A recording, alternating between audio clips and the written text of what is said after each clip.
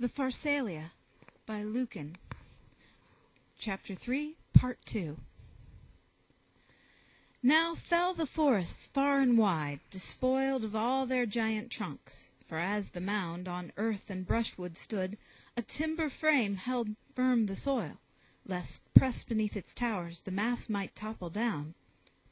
There stood a grove which from the earliest time no hand of man had dared to violate. Hidden from the sun its chill recesses, matted boughs entwined, prisoned the air within. No sylvan nymphs here found a home, nor Pan, but savage rites and barbarous worship, altars horrible on massive stones upreared. Sacred with blood of men was every tree. If faith be given to ancient myth, no fowl has ever dared to rest upon those branches, and no beast has made his lair beneath. No tempest falls, nor lightnings flash upon it from the cloud. Stagnant the air, unmoving, yet the leaves, filled with mysterious trembling, dripped the streams from coal-black fountains. Effigies of gods rude, scarcely fashioned from some fallen trunk, held the mid-space, and pallid with decay, their rotting shapes struck terror. Thus do men dread most the God unknown. 'Twas said that caves rumbled with earthquakes, that the prostrate yew rose up again, that fiery tongues of flame gleamed in the forest depths.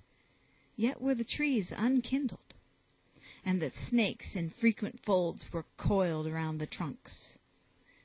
Men flee the spot, nor dare to worship near, and e'en the priest, or when bright Phoebus holds the height, or when dark night controls the heavens, in anxious dread draws near the grove, and fears to find its lord.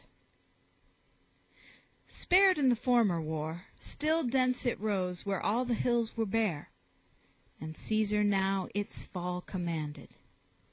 But the brawny arms that swayed the axes trembled, and the men, awed by the sacred grove's dark majesty, held back the blow they thought would be returned.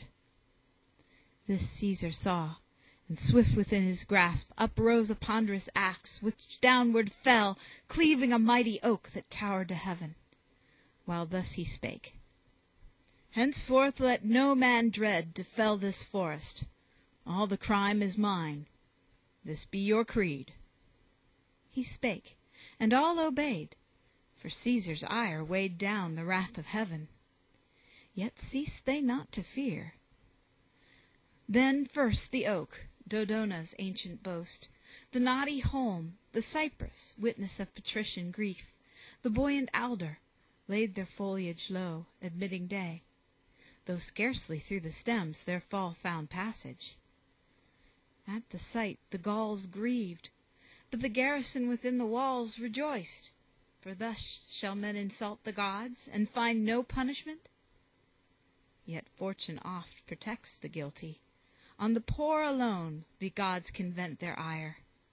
Enough hewn down, they seize the country wagons, and the hind, his oxen gone, which else had drawn the plough, mourns for his harvest. But the eager chief, impatient of the combat by the walls, carries the warfare to the furthest west. Meanwhile, a giant mound, on star-shaped wheels concealed, they fashion, crowned with double towers, high as the battlements, by cause unseen slow creeping onwards, while amazed the foe beheld, and thought some subterranean gust had burst the caverns of the earth, and forced the nodding pile aloft, and wondered sore their walls should stand unshaken. From its height hissed down the weapons, but the Grecian bolts with greater force were on the Romans hurled, nor by the arm unaided, for the lance, urged by the catapult, resistless rushed through arms and shields and flesh, and left a death behind, nor stayed its course. And massive stones cast by the beams of mighty engines fell, as from the mountain top some time-worn rock at length, by winds dislodged, in all its tracks spreads ruin vast, nor crushed the life alone forth from the body, but dispersed the limbs in fragments undistinguished, and in blood. But, as protected by the armor shield, the might of Rome drew nigh beneath the wall, the front rank with their bucklers interlaced and held above their helms. The missiles fell behind their backs, nor could the toiling Greeks deflect their engines, throwing still the bolts far into space, but from the rampart top flung ponderous masses down. Long as the shields held firm together, like to hail that falls harmless upon a roof, so long the stones crushed down innocuous. But as the blows rained fierce and ceaseless, and the Romans tired, some here and there sank fainting. Next the roof advanced with earth besprinkled.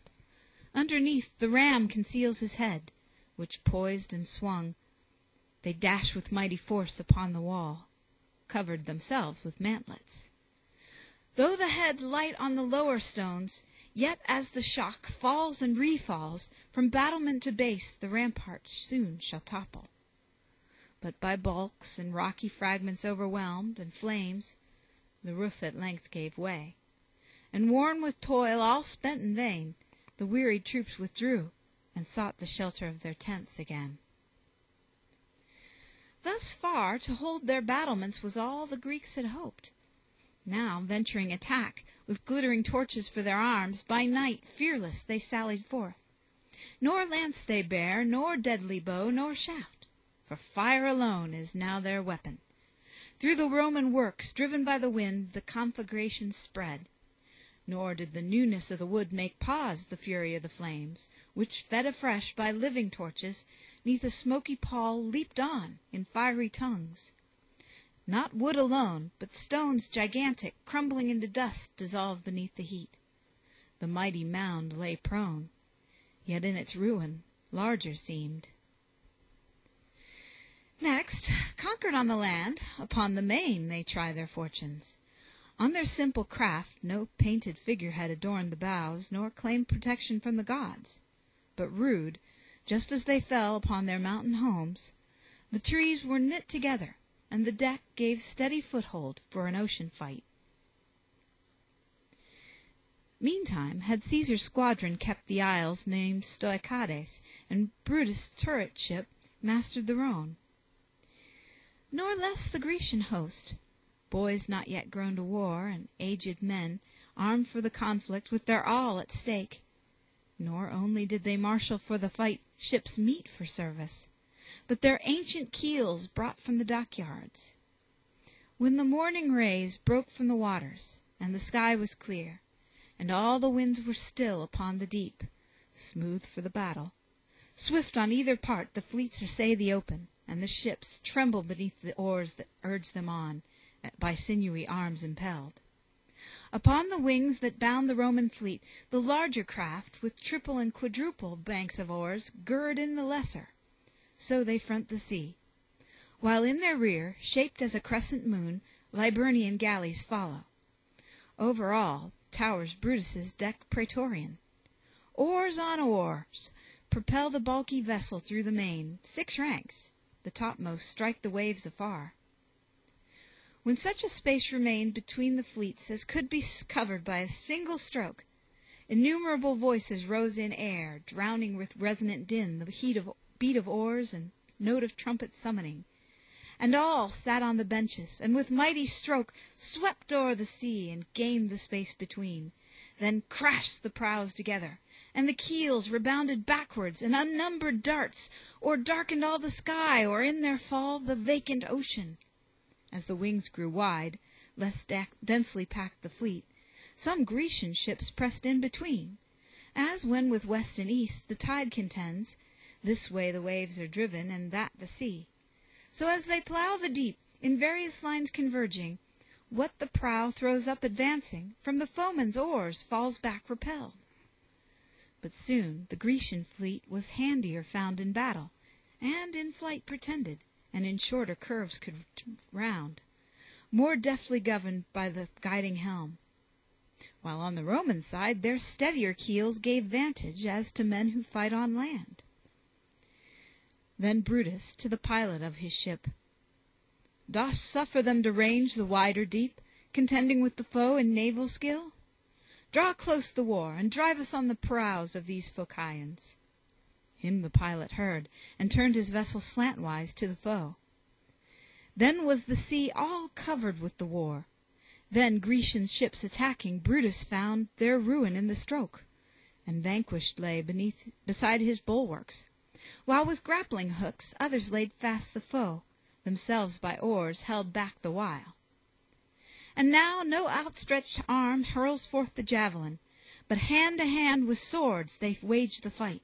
Each from his ship leans forward to the stroke, and falls when slain upon a foeman's deck. Deep flows the stream of purple slaughter to the foamy main. By piles of floating corpses are the sides, though grappled, kept asunder. Some, half dead, plunge in the ocean, gulping down the brine encrimsoned with their blood. Some, lingering still, draw their last struggling breath amid the wreck of broken navies. Weapons which have missed find yet their victims, and the falling steel fails not in middle deep to deal the wound. One vessel, circled by Phocian keels, divides her strength, and on the right and left, on either side with equal war contends. On whose high poop, while Tagus fighting gripped the stern Phocian, pierced his back and breast, two fatal weapons. In the midst the steel meets, and the blood, uncertain whence to flow, stands still, arrested, till with double course, forth by a sudden gush, it drives each dart, and sends the life abroad through either wound. Here fated Telon also steered his ship. No pilot's hand upon an angry sea more deftly ruled a vessel. Well he knew, either by the sun or crescent moon, how best to set his canvas fitted for the breeze tomorrow's light would bring. His rushing stern shadowed a Roman vessel, but a dart, hurled at the moment, quivered in his breast. He falls, and in the fall his dying hand diverts the prow. Then Gyarius in act to climb the friendly deck, by javelin pierced, still as he hung, by the retaining steel fast to the side was nailed. Twin brethren stand of fruitful mother's pride, with different fates, but ne'er distinguished till death's savage hand struck once, and ended error.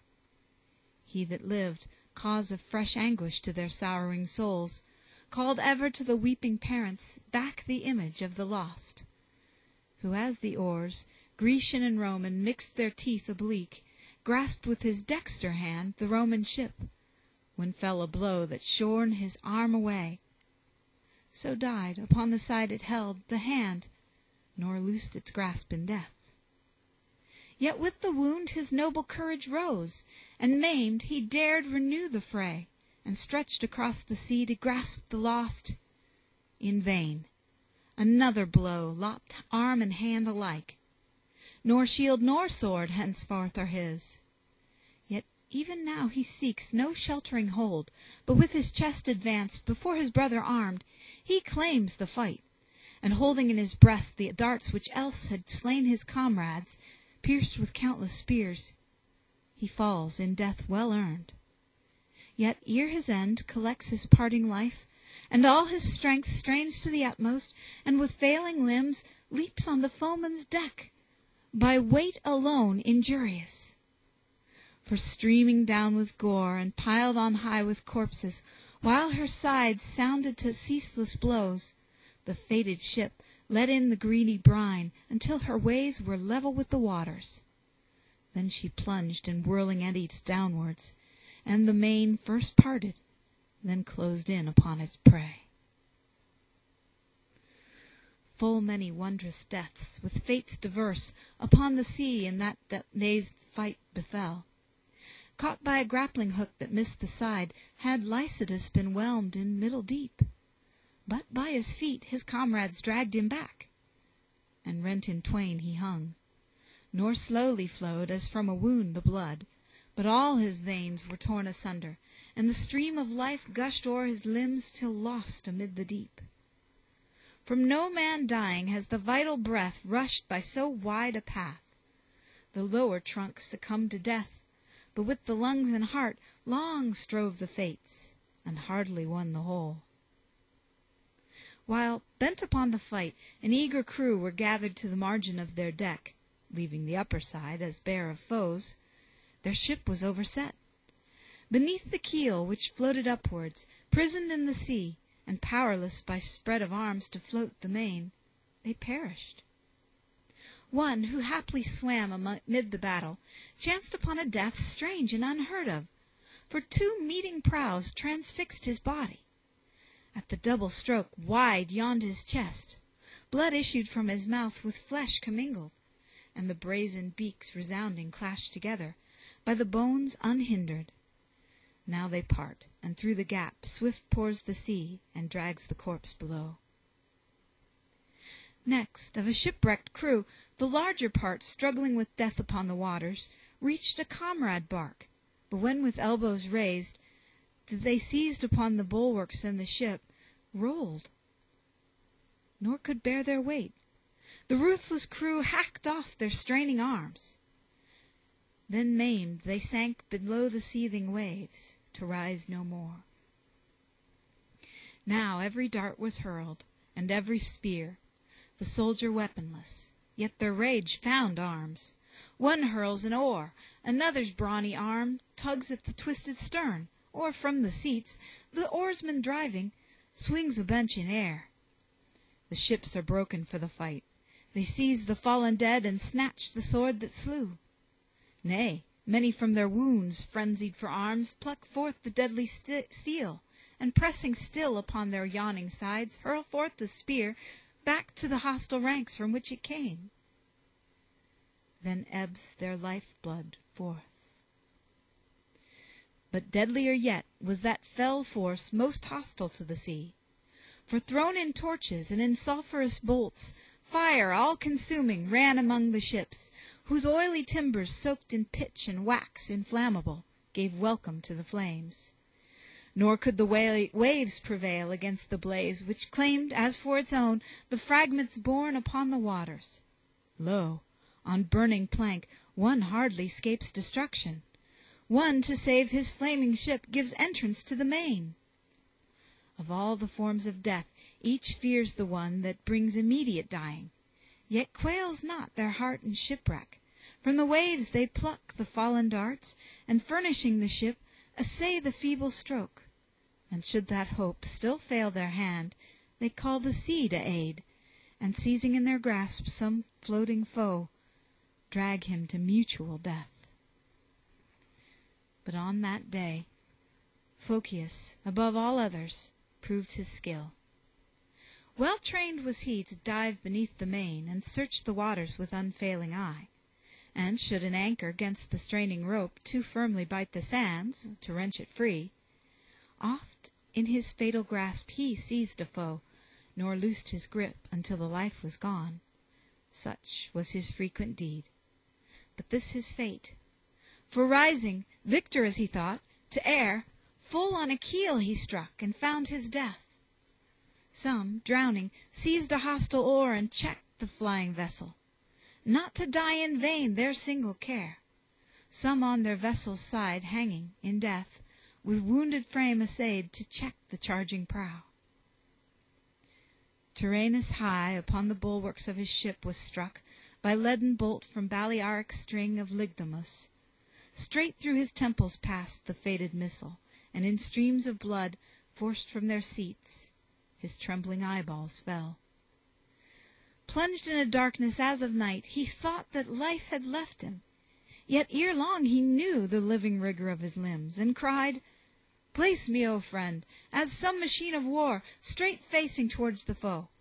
Then shall my darts strike as of old.